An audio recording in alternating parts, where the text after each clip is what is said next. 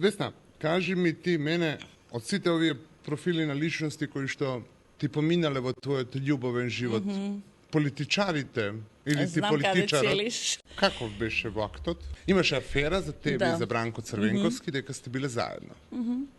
Кој бев многу млада. И бевте заедно. Или прв пат кажувам ова. Па кажуваш? Да.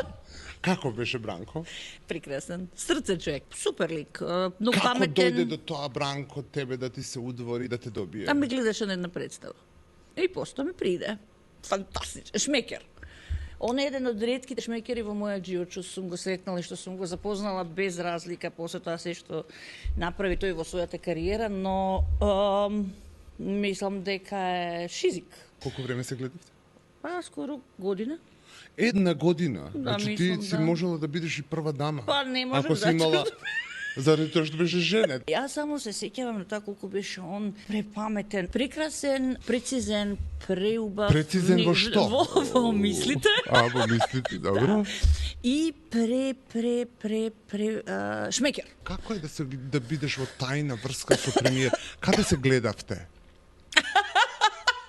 Како тоа изгледа, не ми е Без јасно. везе мислам како изгледа. Изгледа, не знам, треба да се видиш во одредено време, на одредено место. Кој е тоа место? Едно место, у Капиштец.